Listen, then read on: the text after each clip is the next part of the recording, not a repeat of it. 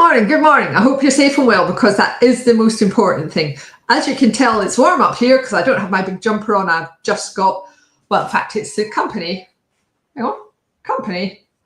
sweatshirt, which is fairly ancient, but yeah, it's due to be a lovely day, and I hope that whatever you're doing, you manage to make the most of the weather while we've got it. Right, okay, so what have we got for you today? Well, the first thing is something that's kind of under the radar, which is about the UK, now let me just get this, the Product Regulation and Metrology Bill.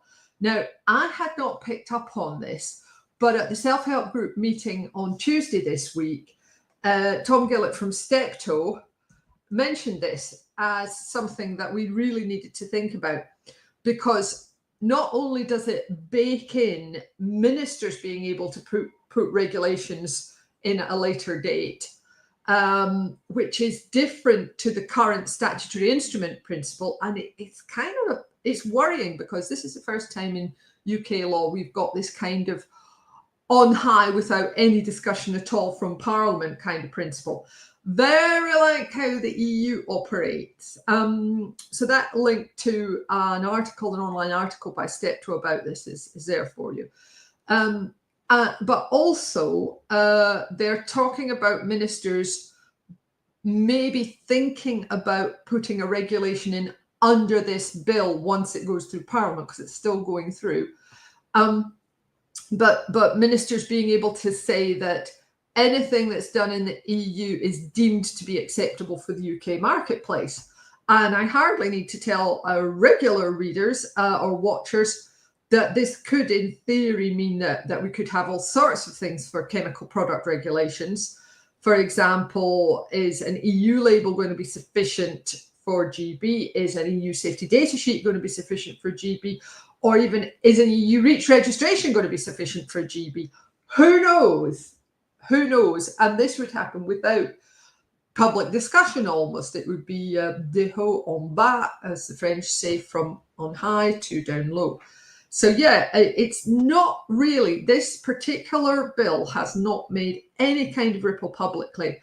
And I'm really grateful to Tom and Darren at Steptoe for highlighting that, both the self-help group and through this video and our accompanying newsletter, to hopefully a wider audience, because I don't believe that these major changes have got the publicity that they really deserve.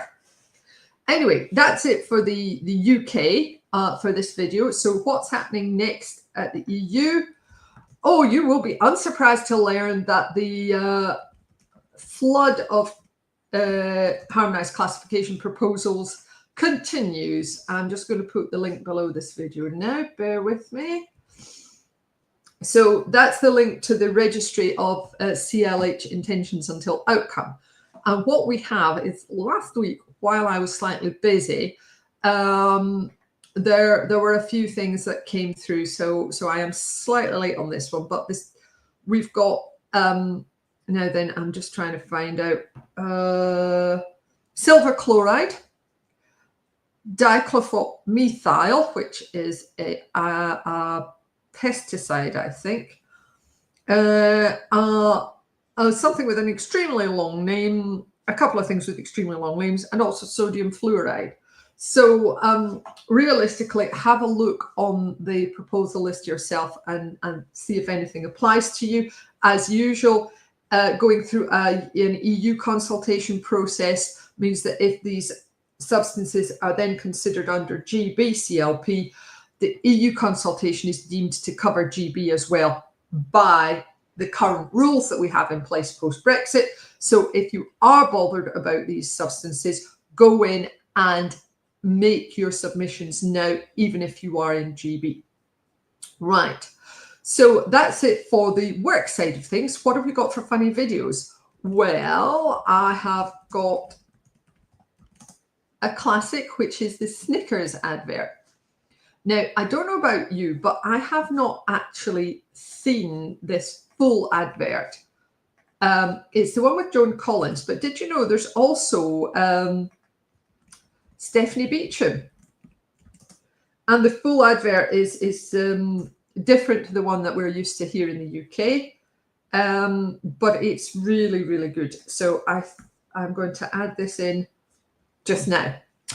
So that's it from me for today. Now, remember that the video that I do every week is just a few pieces from our regular weekly email newsletter, also called Chemicals Coffee Time. And if you'd like to sign up to that, then I will put the link here. Bear with me. There we are.